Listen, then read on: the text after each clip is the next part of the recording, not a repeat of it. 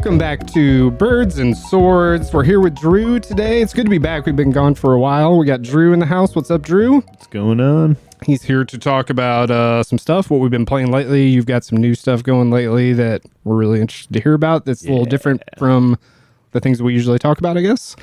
Liz, how's it going? It's going good. Hot.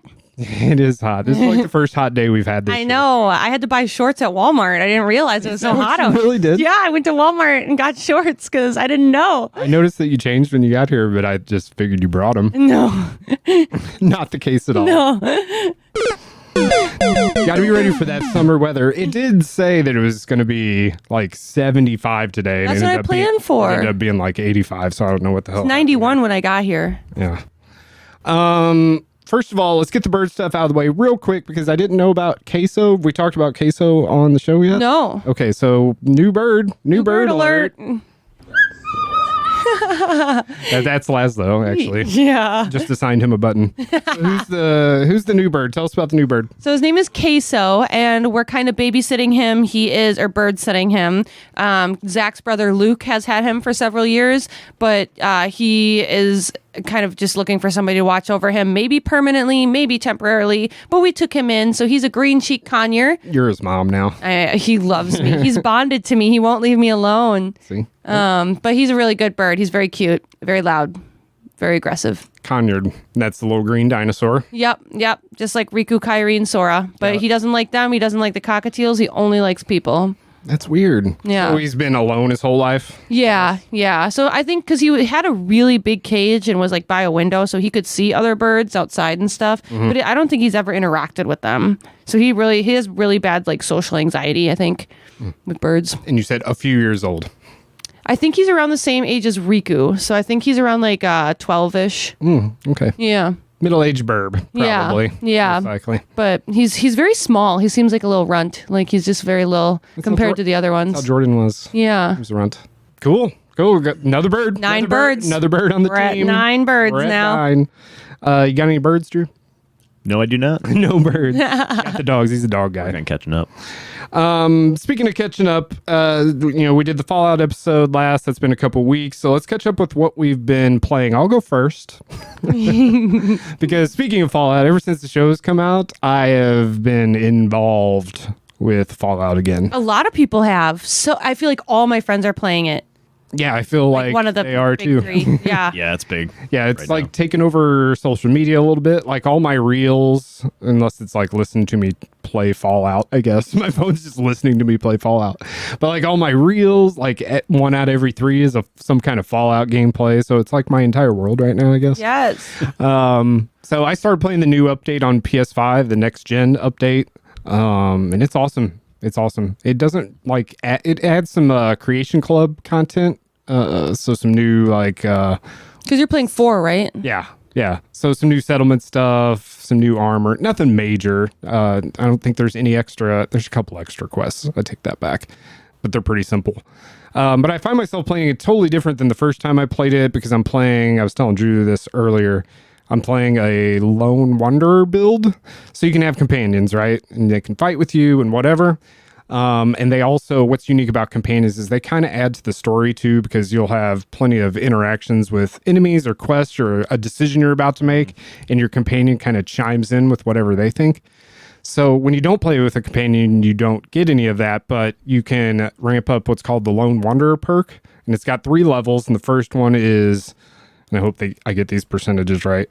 The first one is you do plus 15% all damage and take 15% reduced damage, and then it's 20, and then 20 stacks to 25. Oh. But the hook of that is dog meat. The dog doesn't count as a companion, so you can still take dog meat with you. So the first time I played, I think I rotated out the companions. What did you do? I'd like actively avoid having companions. Like honestly, I probably took that perk. If I had to guess, the time I did play Fallout 4, I'm guessing I probably took that perk. Yeah, because you're not getting... Especially when they give you a dog option. I'm taking Yeah. I'll get into attack dog in a minute too, because that's another perk.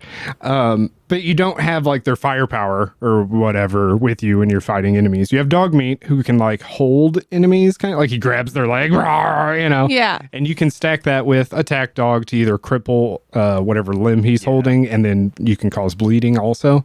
So you can level dog meat up too. So that's how I'm choosing to play it. I'm going on my own. I'm just taking dog meat with me and the dog, and leaving all the companions wherever they are. And I feel like the first time I played, I was pretty story focused. I did some side quests and did some interesting stuff that I stumbled upon, but the story was so interesting to me that I just wanted to play the story. Now I do not care about the story, and I do not care about the Brotherhood. I've been putting them off since I started playing. I was like, I don't want to be in the Brotherhood. I don't want to talk to Paladin Dance. Remember, he's like the one weak spot of Fallout 4, I feel like. He's like your Brotherhood companion. It's been a while. But. So, so I'm just getting into exploring. I'm going to try to 100% locate all the locations and find all the secrets and all the bobbleheads and dive into the lore that I didn't You did that the first time you played it. That's wild. Yeah, I think I don't know. If I had to guess, I probably like 60% completed it. I mean, there's a lot in Fallout. Yeah. They're big games. There's a fucking lot in there. You did do it in 3, didn't you? Fallout 3, I think I have the platinum Yeah, I thought you did. trophy for that. Yeah. Vague memories of that. Fallout 3. So you didn't start playing? No, I did a little bit. I the first day the show was out, I came home with a vengeance and played, I don't know, 10 hours of 3 over the next few days. But slowly I kind of shifted away from that, and I discovered a new, like, it's a roguelike deck building poker game called Balatro. And that has been my recent addiction big time. It's like you're basically trying to compile poker hands to gain points based on the quality of your poker hand, and then as you pass through levels, there are different power-ups. Like the biggest ones are called jokers, and each one has a random different upgrade, and they all do all sorts of different things. You can create all kinds of really cool synergies. So it's a card game, like poker? It's like you play. The base of the game is, yes, you're trying to compile big poker hands, but they give you, like, there's a roguelite element to it where you're trying to compile a score to get to a certain level. And once you pass a level, you go through the whole, like, upgrade your character phase, the traditional, like, roguelite situation. Yeah, I was going to ask where the roguelite comes in. So you lose out or whatever, but you get to keep. What do you get to keep? So, well, if you lose, you start over. It's a completely new run every time. So there aren't really it's roguelike, not roguelite. Okay. But like as you pass levels, you get to the store, and in the store there are 3 different upgrades you can buy. You can buy jokers, which are a whole bunch of different really cool game breaking abilities, and they're, I think, like 158 or something like that already in the game. And then there are also different packs to change your cards. Is there a play to win scenario here? Like, are you buying cards or decks or anything? No, you don't have. It's you buy the game. Like, it was $15 on Steam, so you buy the game, but there's no additional payment or anything like that. But it's like it's hard to explain. But like at its core, it's poker with roguelike and deck building. So you play poker, but then you play through like a combat type game? No, there's no combat. It's all just poker. Oh. And like the levels are getting to a certain score based on the quality of the poker hands you play. You have a certain amount of hands to get to that score, and you have a certain amount of like discards to create your hand. And are you playing just against the house, or are you playing against like AI?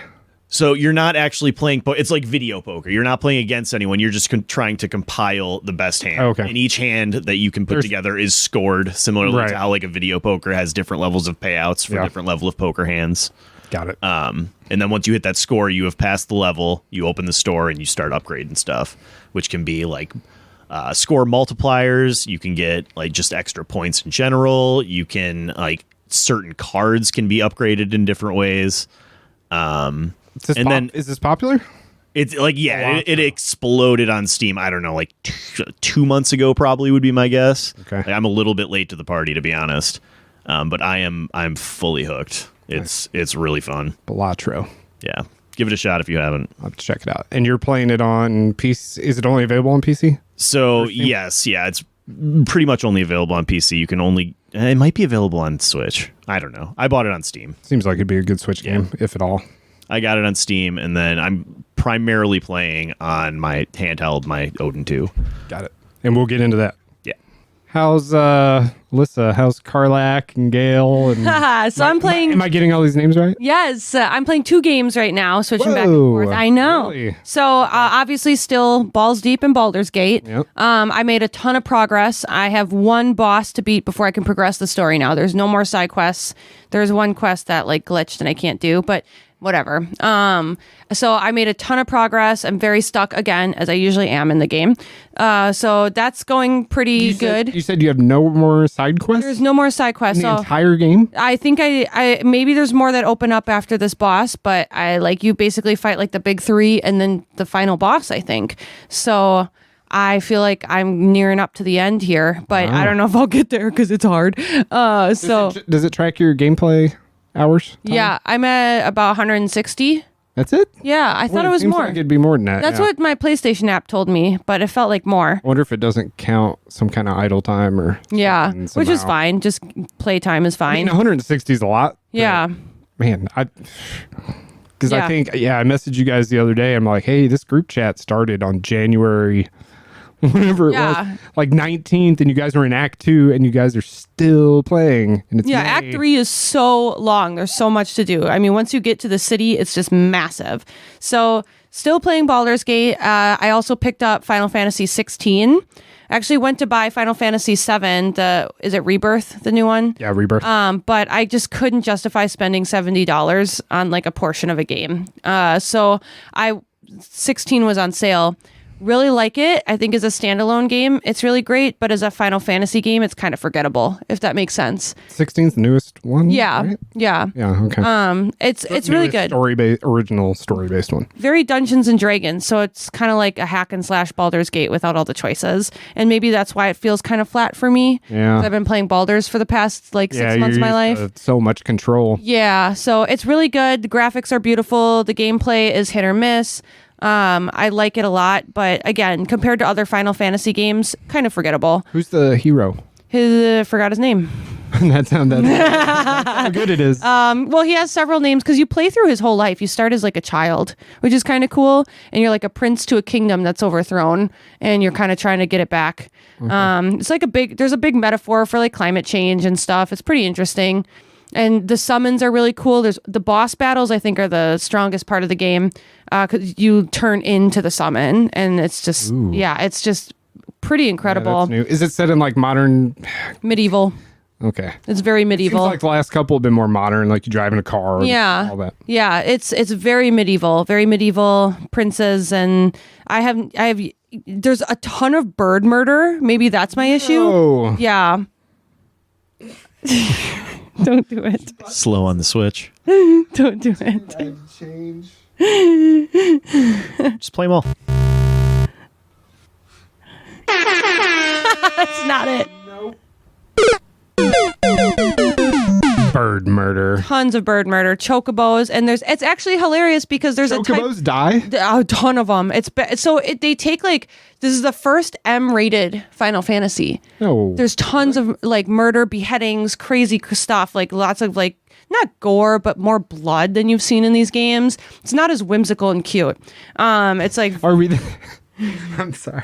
I can't. Are we this much closer to Tifa's titties then? we gotta be. We're getting there. In the mature. Okay. But it is kind of awesome because there's these new types of birds that like deliver messages. There's these owls and they have like a jewel on their head and they're called stoluses. Oh. Which is the name of my bird. Very good. Yeah. So stolus, they all get murdered too. But one chocobo gets stepped on by a titan. One chocobo takes a freaking boulder to the face. Like it's like graphic.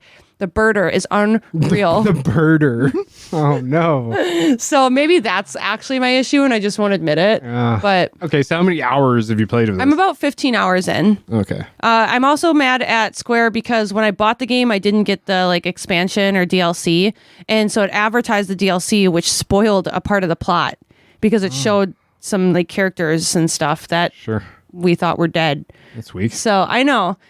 So, but I am thoroughly enjoying the game. So Final Fantasy 16 and Baldur's Gate still going strong. I feel like Final Fantasy's got some of that just because it's like I love this world. Yeah. I love these menu chimes. Like, you know. Right. And it does carry like the Moogles and the Chocobos and like the spells and stuff, you know, but I'm just always going to be jaded and miss the turn-based combat too.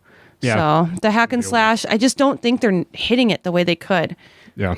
That's where Rebirth is so good is with the combat. Like that's why, that and reliving Final Fantasy VII, I suppose. Yeah. But the combat's really, really good in that game. And tough and challenging sometimes. It just depends. I want to play Baldur's Gate really bad. It's so freaking good. Your life will be consumed by this game. Yep, that's my greatest fear. Yeah, it's phenomenal.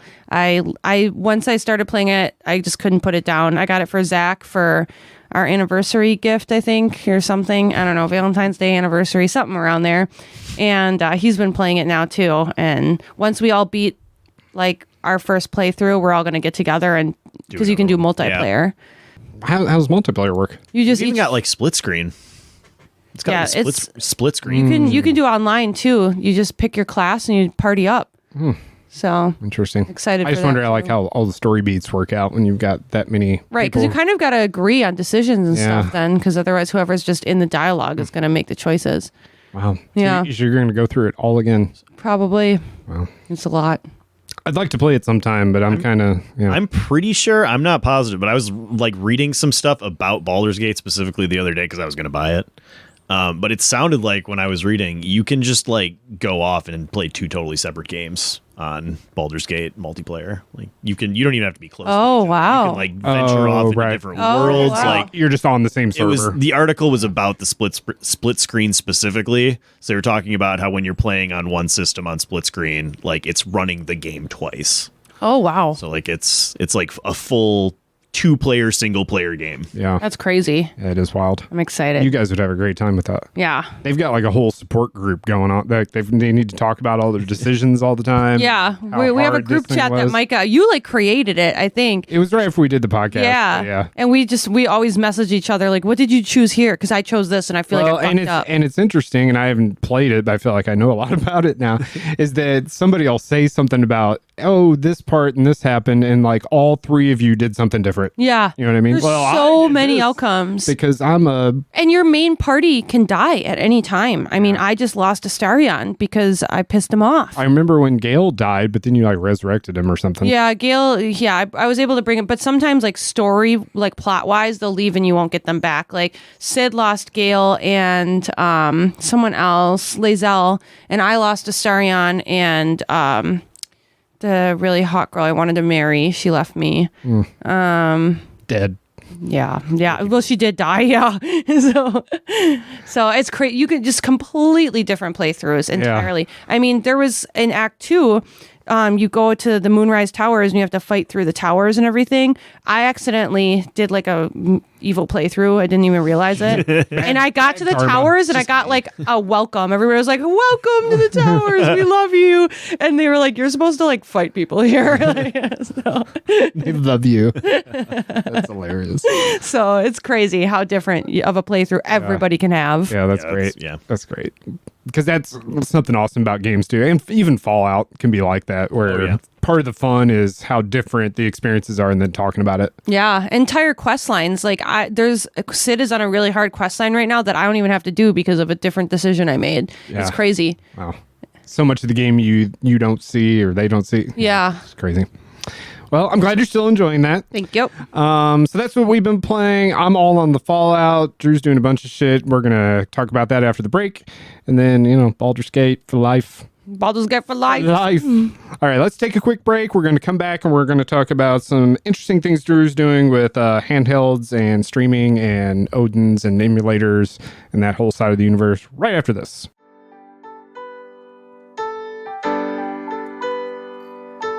You are listening to Micah and Alyssa on Birds and Swords.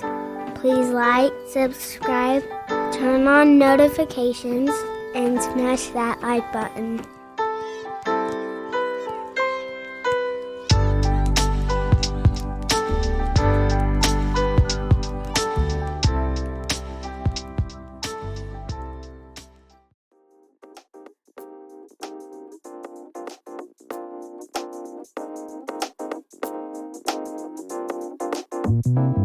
Thank you to BetterHelp for sponsoring this episode. BetterHelp is the world's largest therapy service, and it's 100% online. With BetterHelp, you can tap into a network of over 25,000 licensed and experienced therapists who can help you with a wide range of issues. To get started, you just answer a few questions about your needs and preferences in therapy. That way, BetterHelp can match you with the right therapist from their network. Then you can talk to your therapist however you feel comfortable, whether it's via text, chat, phone, or video call. You can message your therapist at any time and schedule live sessions when it's convenient for you. If your therapist isn't the right fit for any reason, you can switch to a new therapist at no additional charge. With BetterHelp, you get the same professionalism and quality you expect from in-office therapy, but with a therapist who is custom picked for you, more scheduling flexibility, and at a more affordable price. Get 10% off your first month at betterhelp.com/thebarn. That's BetterHelp, HELP.com/thebarn.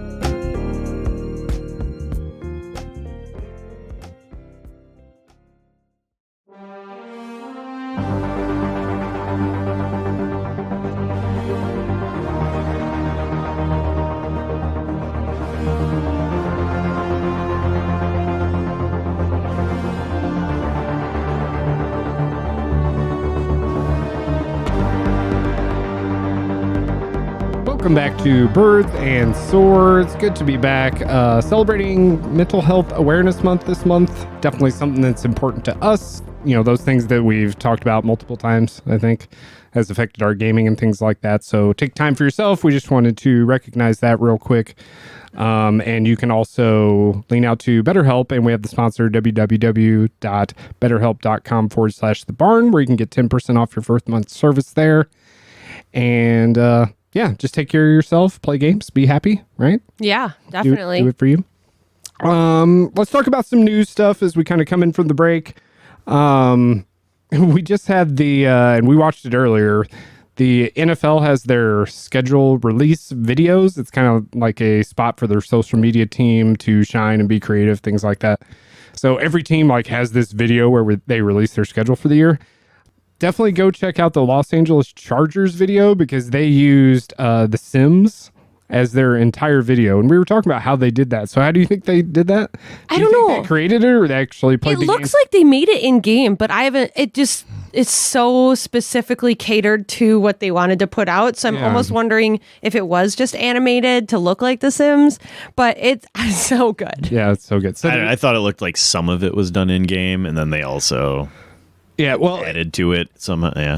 It's interesting to see if some of those items exist, because they do like a spot for each week, so they play 17 games. So they're like, hey, here's the Chiefs, and Taylor Swift shows up and Travis Kelce comes out of the bedroom or something silly.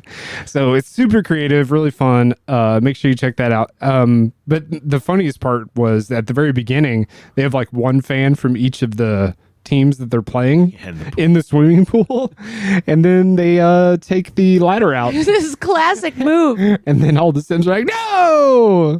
So good. It's Hilarious. so creative. I love it. And I don't know anything about sports, and I thought it was awesome and hilarious. It's really funny. It came out the day after the Harrison Butker, women could whatever. Yeah, be a wife. Yeah, it came out the day after that, and they still managed to work in when they played the Chiefs in week 17. It's during the credits or whatever, and there's Harrison Butker in a kitchen, cooking taking a pot roast out of the so good stove. It's so good. I love it. Yeah, go check that out. I wanted to mention that. So the NFL honoring a video game. We were talking about news, so some bummer news, I guess, is it seems like the last few months we've gotten here are, at least from the industry, are a lot of layoffs, a lot of studio closures, especially from big AAA developers like EA. We even had them. Was it confirmed? I think it was confirmed. You sent me the article, right? That they were going to put ads in. Not confirmed that they're going to do it, but confirmed that they're talking about putting ads in their games.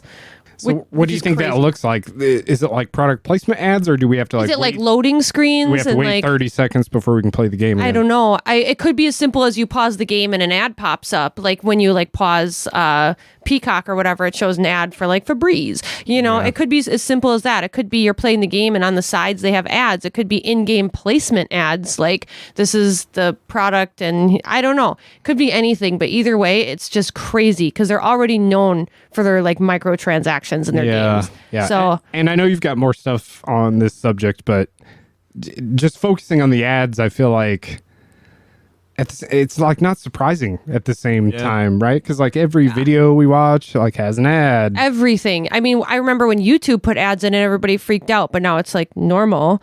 Like, I mean, you looking up how to give someone CPR and you have to wait 20 seconds because you have to watch this ad. I mean, it's just, it's ridiculous. Ads are everywhere. And I think that's the point we're at in capitalism, without getting political, is ads. Everything is an ad. Everywhere. Everything is a sponsorship. Everything is an investor, a shareholder. It's just always in your face, no matter where you are. So how do you feel about all that? I hate it. How do you feel about having an ad in your game? I hate it. I really hate it. I do. I think that games have been such a release from the real world. And for me to be drawn back into it, like buy this thing, spend money on this, while I'm already trying to escape this part of reality, really sucks. Yeah. But it's like the sad truth. And I think if EA does it, a lot of other companies are going to follow suit. I don't think it'll just be them. Oh yeah, if one does it, and it'll be normalized. Any kind of successful, they're all going to want to do it. Yeah, and you know what? With like, think of like mobile games. There's ads all over the place. Yeah. I mean, it's already there. It was only a matter of time before it hit our consoles and PC. Yeah. So it's unfortunate. You think it's something that's going to go through? I think it'll go through. Everyone will be pissed, and then we'll just lay back and let it happen. And EA's, supposed they're spearheading it. Yeah, they're spearheading it, and they've already got the reputation of who the hell cares. Everybody hates us anyway. Yeah. Like we're out for the money. I think it'll happen, and we're going to accept it as like a community, but everyone's going to be pissed, and it's unfortunate. But the backstory of that is, I guess, do they need the money? Do we know that? Well, I mean, it's crazy because me and you were talking about just all the articles about layoffs and financial struggles with gaming companies right now. And it's like, what is going on? Why are we laying off so many people? Why are we doing all these like extra steps to make more money? Why are we releasing unfinished games and making us buy the rest of the game? There's just so much in the past couple of years that have been happening. So I actually read a really good article on GameSpot about this that was really enlightening.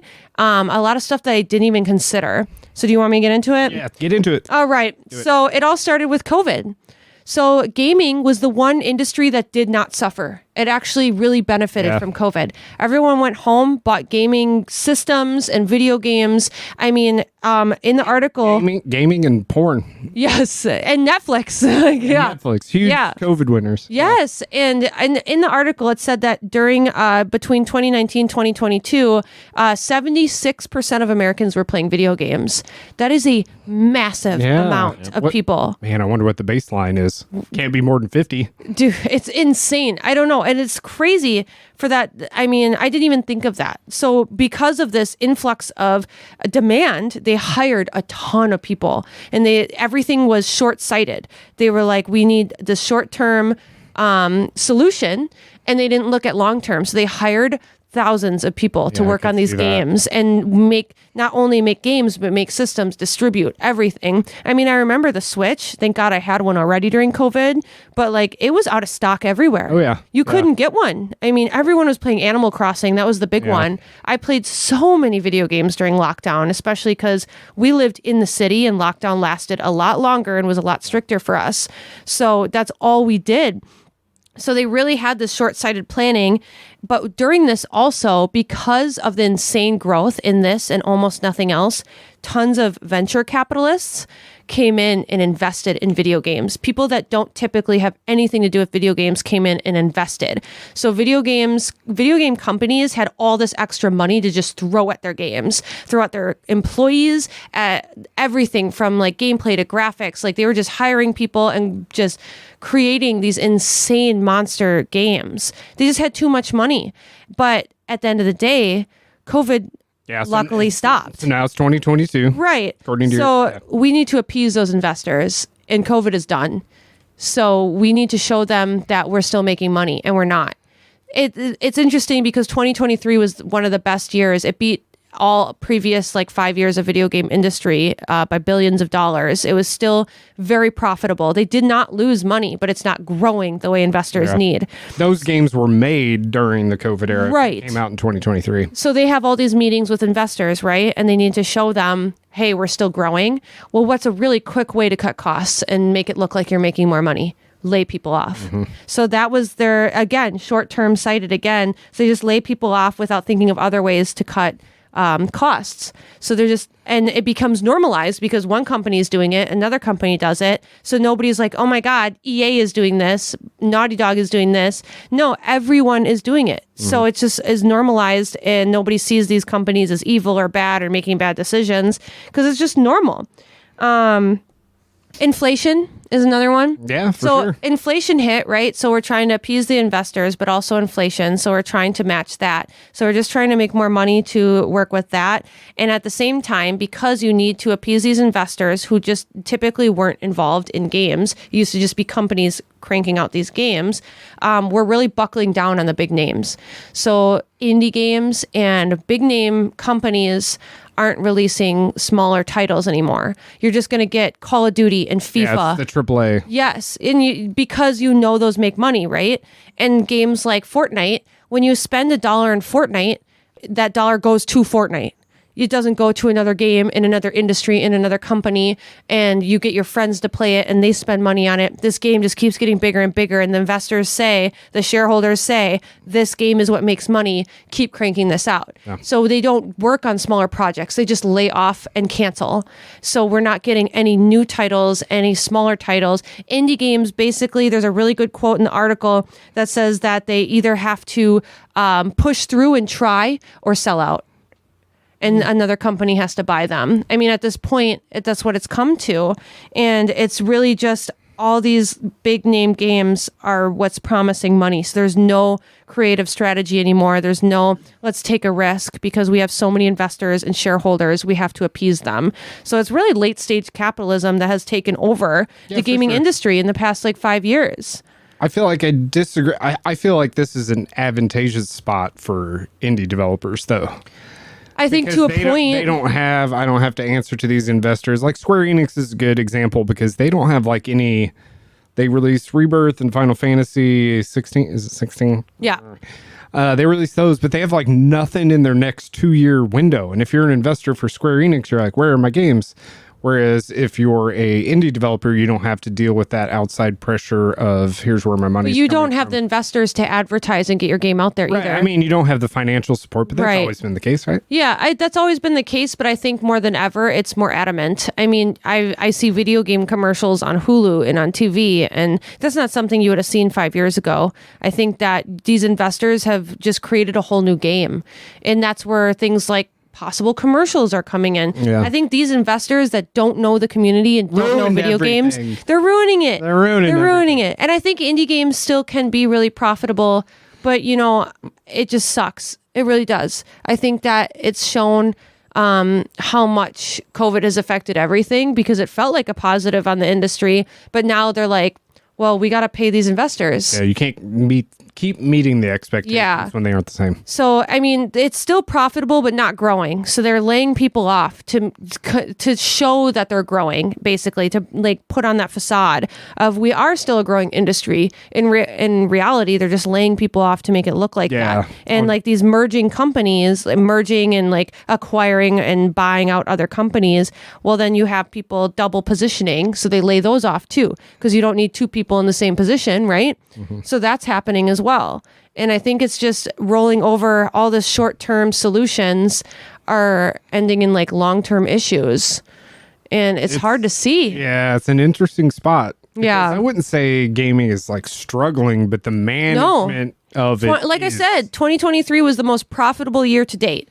I mean, they made, it was like 0.6 more billion dollars than the 2022. Like it's still making more money, but the growth that these investors thought they would see is not there. And they made these, according to the article, they made these like equations based off like the book, like novels and everything like that, the whole industry, because after COVID, people continued still buying books and reading more. Yeah. Whereas gaming did not. it kind of plateaued. And so they were assuming the same thing would happen with books, where people are still buying and reading a lot, whereas people kind of went back to their lives. I mean, yeah, I don't know. Yeah. Right. I game a lot less since lockdown. Fuck, I have a job, and family and friends. And it's hard to see the industry go through this, because it feels like every other article I see is layoffs and possible ads and all these things that are changing. And and this game was canceled and this game is postponed, and it's hard to see. Some of it's new strategy too. Because I wanted to bring up like Game Pass. I don't know all the numbers and what they're getting on sales on certain things. But if you put it on Game Pass, you're not getting, hey, we promised the investors we were going to sell 5 million of this game. What's that? What do those target numbers look like if it's just on Game Pass? And then platform exclusivity, which has been going on for over a decade now, probably easily, kind of limits, what you And that's almost gone now. I mean, look at next year. Like Square is pretty much like every platform will have our games. A lot of that is being washed out because they just want to make the money at this point, which I completely understand. I think going across platform is the least of our problems. I think in-game ads, and I mean, like, I wanted to play Fallout 3. I was complaining to you today that I had to buy whatever PlayStation's subscription is, not PlayStation Plus, but something else that they have now, just so I could play like a $6 game. Like, no, let me play the fucking game. I know. It's almost like they're making it too complicated. Yeah. So it's just like all these small transactions to get more money because they made all these promises and all these deals, and now they have to live up to it. And we're suffering and their employees are suffering, and it's not something that we're going to see an end to anytime soon. Yeah. You guys are both PC gamers trapped on consoles. Like the day I wanted to play Fallout, I went on Steam and I got 3 in New Vegas for $5 each. Yeah. And 4 was 10. Yeah. That was like the day the show released. I don't know how long they Zach made the switch. Well, I wanted to mention the exceptions because games as a service, you brought up Fortnite. Fortnite still does super well because they can just capture, any license they want. You mentioned the dollar goes to Fortnite. It's probably 98 cents because they're paying Marvel, whatever. And they're supposed to get Fallout now, Fallout content. Yeah, you told me about that. So apparently the next Fortnite I mean, they do everything. They had Avatar: The Last Airbender. Zach bought all the skins for that. I mean, and you're like, that's another thing is these online games you play with your friends builds a sense of community. So like more people are brought into the game. So we're investing more into online games because they bring more people in and they bring more money in. So these single player games are not getting that same investment. So we're not going to see that same like payout. Fortnite is better than any company at like profiting on what is in right now. They're always on whatever their special is you just look up the current hashtag and they're like, put a skin on it. Yeah. Whether it was like back in the Marvel days with the Thanos and the Infinity stuff. Like I didn't play for a good chunk of it. There was some Star Wars stuff when those movies were coming out. Yeah. I remember they had the Attack on Titan stuff when the last season of that was coming out. And now Fallout is like the thing right now, and sure enough, they're like they are better than anyone else. They did the whole Lego world at one point. I mean, they hit that niche in pop culture. Yeah. So they're surviving. It more affects the AAA games or the AAA studios, Ubisoft, EA. The next Assassin's Creed. How do we milk the most money out of that? And we're getting tactical too, because different article, not this one, but I've been reading that they're bringing on gambling specialists for video games now to create things that basically release the same feeling of gambling when you're playing a game. So you spend more money on it. So that's been a thing for a long time. Yeah. Can we just gamble? Right. I will do that. It basically is like the same feeling. It gives you that same rush, that same adrenaline rush. Dopamine. Yeah. And I read this article a few years ago and didn't think much of it, but now I'm starting to see that, especially with the games, like the mobile games that Zach plays, where he's like, okay, if I just pay $5 more, I'm going to get so much further. Like that's it. That's what they're doing now. It's less about the art and more about the money, and it's not necessarily the industry's fault. It's just what happened. Yeah, you got to take what they give you. Yeah. I mean, when you got all these investors from like third sourcing, people that don't understand the community and the art behind it, that they just wanted to make money off of it. Now you have to appease them. And that is limiting the whole industry. Yeah. And some of the creative process, I'm sure. because deadlines and this. Yep. And that was a big part of the article too, was like meeting deadlines and just pushing out unfinished games and then making the rest DLC. It's like that's something we've seen over the past 5 years for sure. Yeah, probably even longer. Yeah. It's unfortunate. It's really hard to see. We'll see what happens, but yeah. it's definitely in the spotlight. Still love Baldur's Gate. We're okay. Yeah. Well, I was gonna say Microsoft like bought all those like indie studios to bring on their platform, and they like shut down half the studios, so they got a big black eye. That was a bummer. Yeah. PlayStation still wins. Yeah. Woo! And Nintendo. Okay. So that's how the industry's doing concerning, but I'm okay with it. The industry will always find a way. Yeah. There's so many I have creative high people hopes. that'll And if worst comes to worst, we just go to indie. Yep, those indie games will always keep pumping out. There's always like another one that people are like, "Hey, this indie game's out. Got a 9." And it's always word of mouth. It's always, you know, you hear from a friend who heard from a friend who heard from a friend, and that's how gaming used to be. Yeah. So indie still holds that close part of our heart. Yes, love them. Love them. Let's take it a different direction. I don't know how this fit in. Let's talk about the emulators first. So, Okay. Drew has. So, I guess why don't you tell us how your gaming has changed over the last couple of years? Because I definitely feel like it has. I feel like your roots are, you're mostly a competitive gamer, but you also like story stuff. Yeah. But it's kind of changed the last couple of years. You built your own PC, and now you're doing a lot of handheld stuff. So, why don't you tell us about kind of what you're doing now and how you got there? Well, so like. I built a PC like just after like right when lockdown was ending. So I've been doing that for a couple of years now. But like, I don't know. It's just kind of coincidence that I got into it. Really, I was on TikTok one day and I saw an ad for one of the Anbernic emulators that they sell just straight on the TikTok shop.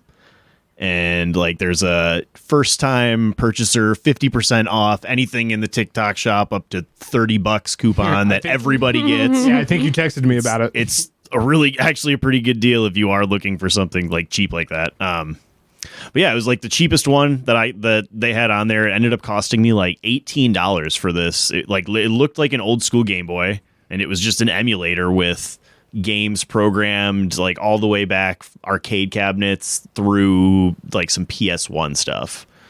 And I got it, and like I was like, this is awesome. These are all the games I loved growing up. Whole bunch of stuff that like I just missed because I was a kid, and you don't get to play everything when you're a kid. You get what your mom gets you, and I think you even played a couple things that I used to love, and you're like, yeah, check that out. Yep, like just everything at your fingertips. So what device is this on? So this is just like, it's called the Anbernic RG35XX, and it's like their lowest tier model. That's like, a lot of model numbers. Yeah, it's annoying. And they're all, so really RG35XX, and then they've got a whole bunch of variations of it. It's stupid, but just get whatever. But like I saw that and I was like, man, this makes me want to play some old school PS2 games. And like, I haven't loved football games for the last 5 or 10 years, and like Same. I think back to all of the competition that was out with football games in like the early to mid 2000s, and you had ESPN made one, you had 2K made one, you had EA making like Madden. And then you also had all the offshoots, like you had the Street line, which were like, or Blitz. Yeah, you had all these different offshoots, like you could get whatever you wanted from a football game all the time. So like I find myself really wanting to play those, and just like other PS2 era stuff I may or may not have gotten to. And the device that I bought could not handle like the PS2 stuff. It pretty much cut off at like PS1 was like the highest. And the games are like loaded on so you buy this online, right? And the games are loaded on like an SD card. Loaded on an SD card. Because they're tiny. Yeah, they're like they're 1 megabyte. They're multiple 1 megabyte old school games. It's funny to look at some of the file sizes. But yeah, so I got to looking as to like, well, how can I take this further and play like some PS2 stuff? Because like I'm not going to go buy a PS2 and track down these games. So like that led me to essentially a product called the Ain Odin. I swear this isn't product placement. This is just. Yeah, the Odin's the cool. Shit. That's the one I've messed with. The Odin is the shit. I don't know the full model. It's just the Odin 2 Pro. It's Ain Odin if you're interested. But it's like a modern cell phone Snapdragon processor. So it's a pretty powerful device in and of itself by like modern standards. Through that, it can run pretty much anything up that through what you like were playing modern before? Switch. Yes, that's the device I was playing with earlier. Is it like Android based? So yes, it is Android based, and the only limitations like for the device itself are based on like which emulators are currently being made on Android, because like Linux has a bunch of emulation support, Windows has a ton of emulation support, and Android is like it's getting more popular with devices like these. But it's still like there's no Xbox emulator, there is no original Xbox. There is no Wii U emulator. So like there are little gaps where like for whatever reason that emulation scene just hasn't happened yet. But for the most part, it's like everything up through PS2, PS2, and then a few, GameCube, and then a few others scattered. Like the Switch has had a bunch of emulation support, but they're in. A bunch of them got shut down due to a bunch of other legal stuff. Can you play Wind Waker on it? You can. Yes, you can play Wind Waker on it. All right. Oh my god. But yeah, so like I bought that, and like it's been pretty much my primary gaming since. Like I do some stuff on the PC, play some shooters on there and whatnot, but like it's really convenient for that end of the night. You just want to sit down on the couch, relax, watch something, play something kind of more casually. Well, you were playing Fallout 3 on it, right? So yes, it does also. It's capable of like streaming. So what I was doing is I purchased the games on Steam that day, and then just through an app called Moonlight, I hooked it up to stream through my PC. So it was streaming from my PC. My PC had to be on. And running the game and everything. But yeah, it was blasting it right to the little device, and I could play it sitting on my couch doing whatever.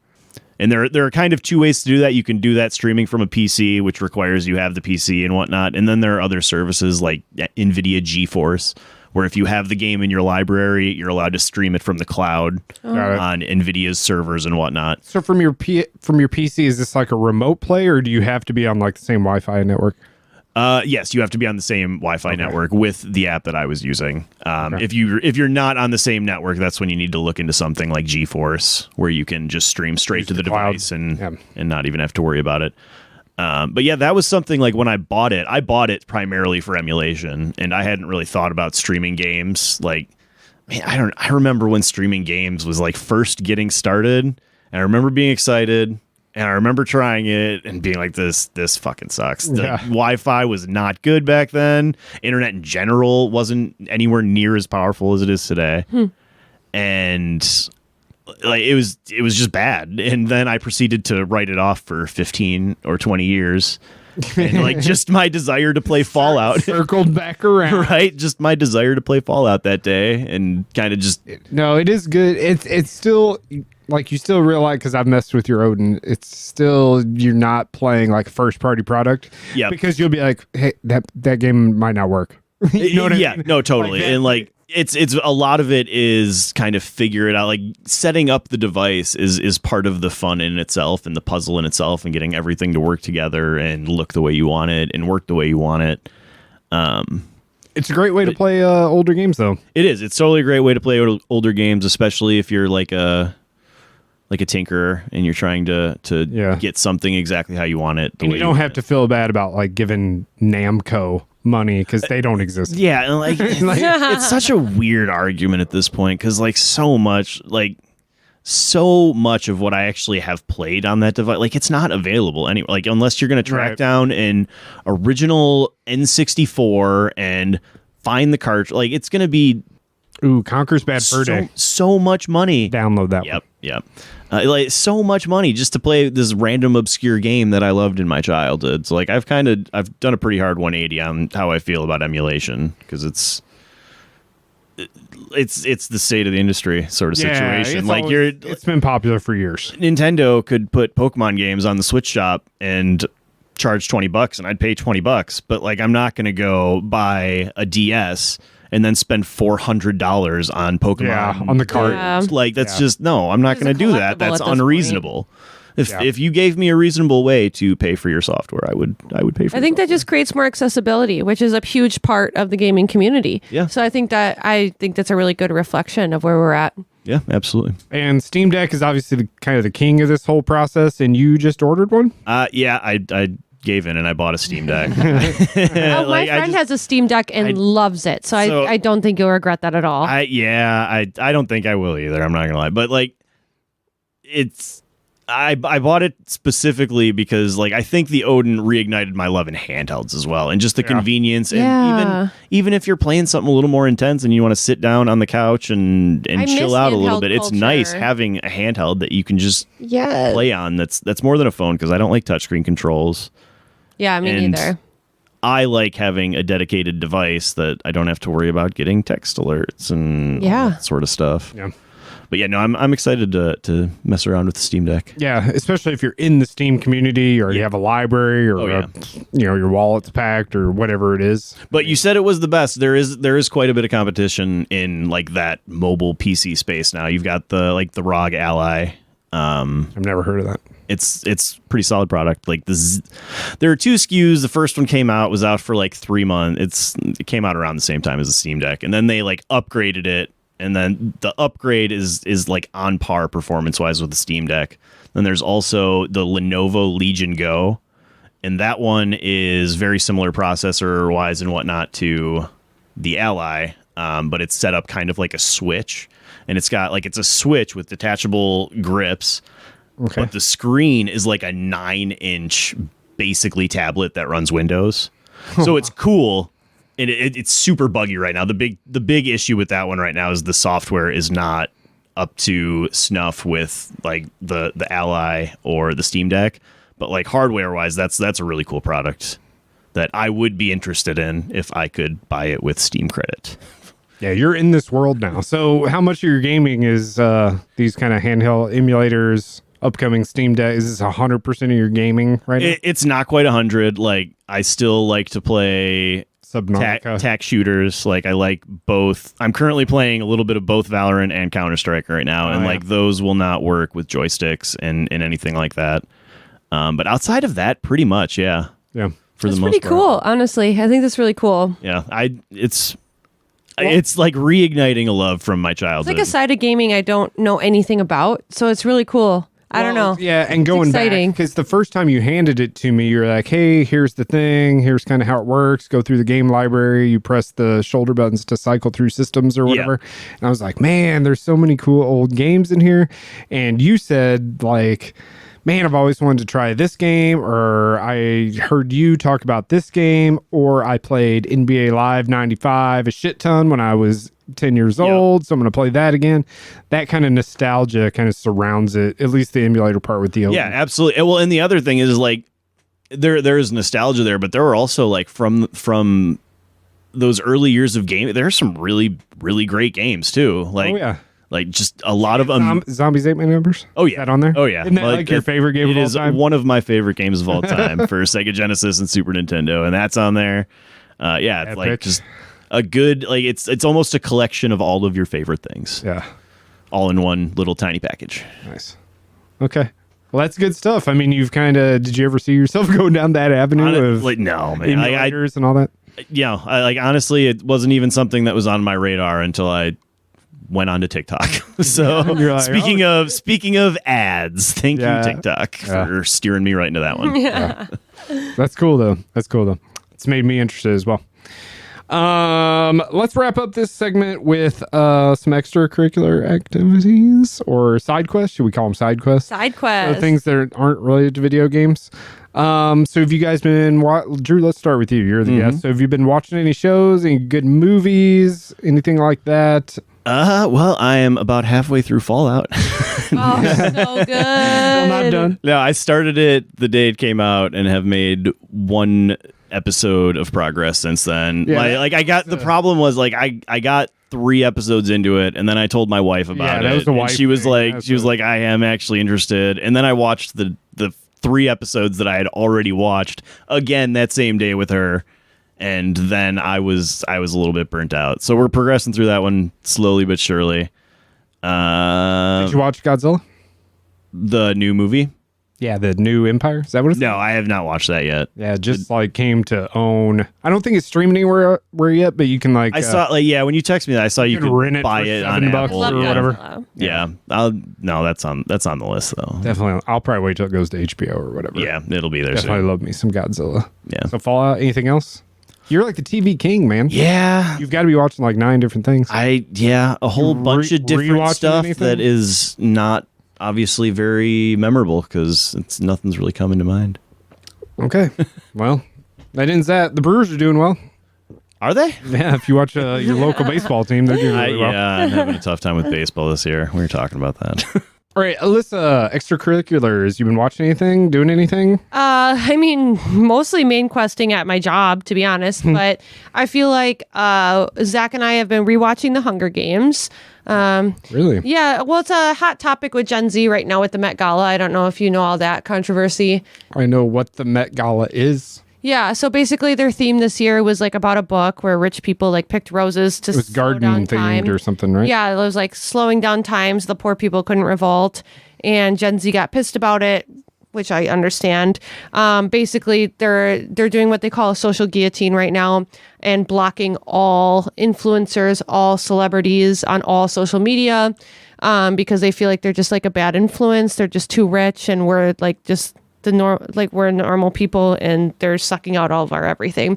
So basically Gen Z has been comparing current situations to the Hunger Games, which got me and Zach back on a kick with the Hunger Games. How many Hunger Games movies are there? There's 4 main ones. Seen them all? Have you seen them all? I saw the 4 main ones. Yeah, I did there's not a new see one that came out, the like, this offshoot year. That came out. Yeah, it's like recently, a prequel to everything. We haven't seen that, but I love the books and love the movies, so we've been rewatching those.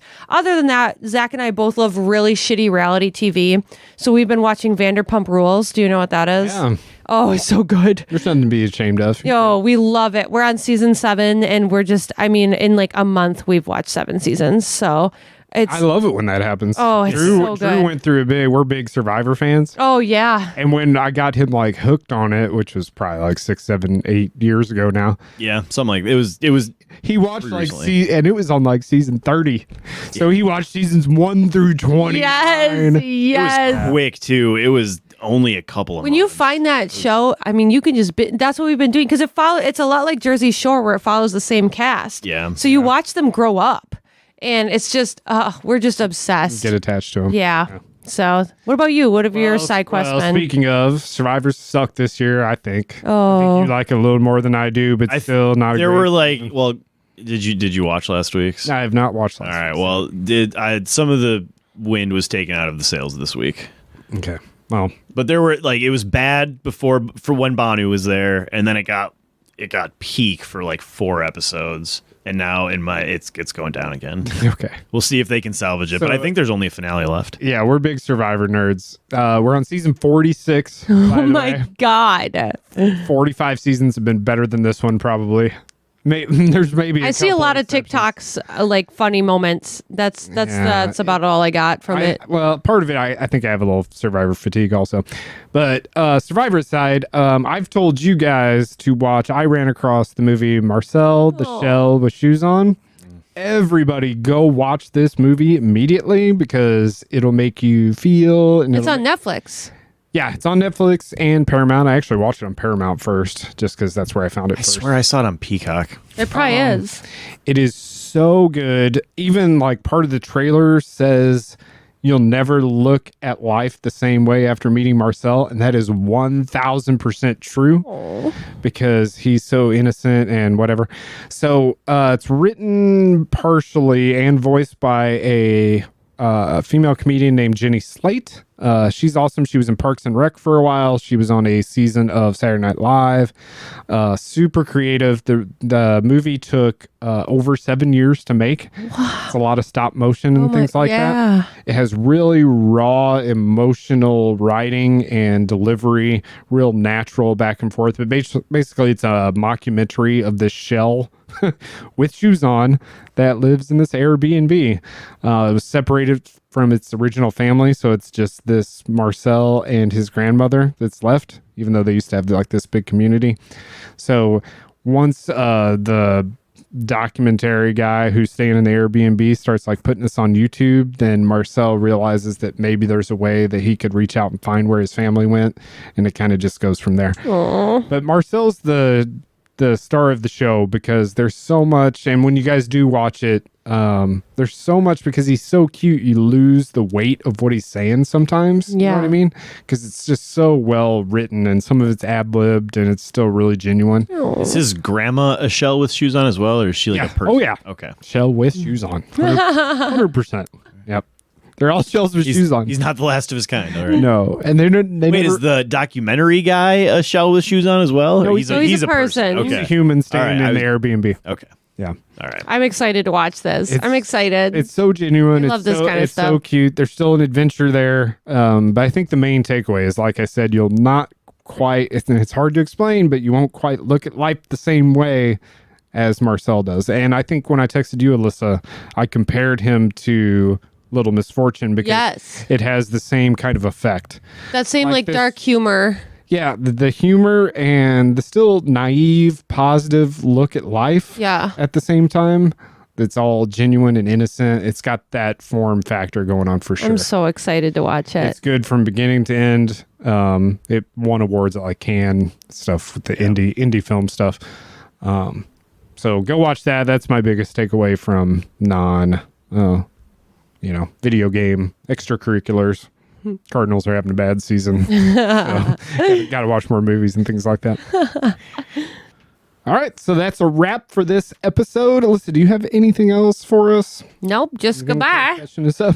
Just goodbye. Just goodbye. Drew, thanks for coming on, sharing your new love for the emulators and stuff. Thanks if you for guys having have me. any questions about that, we'll reach out to Drew Scandard or message me.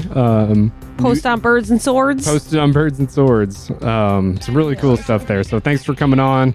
That gets everybody caught up. Take care of yourself. Take care of each other. Alyssa? Goodbye. Goodbye. We are young and we're free. Only thing that we need is a moment to be. Yeah,